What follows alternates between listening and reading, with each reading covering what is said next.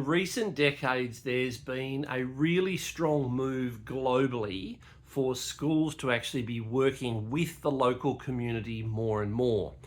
But I'd have to say that in my experience, when speaking to school principals, when speaking to teachers, and when speaking to parent groups, that sometimes people are seeing this through what I would regard as a very limited lens of possibility.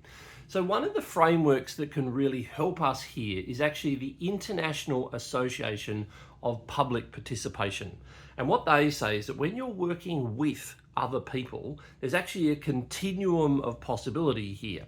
And at one end of the continuum, you've got this informing that has to go on. Now, when you're informing another party about something, it often becomes quite monologic. It's a one-directional flow of information. And for that reason, while it is useful, it's probably limited actually in its utility.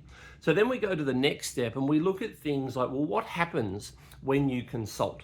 What happens when you ask questions of one another and you're informed by those very responses, because now you're starting to understand each other at a completely different level. Take another step, and this is the involve dimension of this particular framework. And this is where the different parties actually come together to work together side by side. But going beyond just working together, we recognize the importance of decision making. And this brings in the fourth element of this particular continuum, which is to collaborate.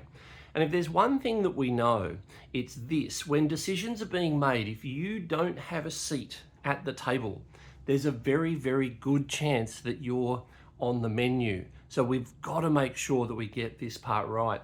But then the final part, and I think this is a critically important part, the fifth dimension actually looks at when are the times when, yes, you're working together, but when are the times when it makes more sense for a particular party to get out of the way and allow the expertise and the experience of the other stakeholders to actually come into fruition.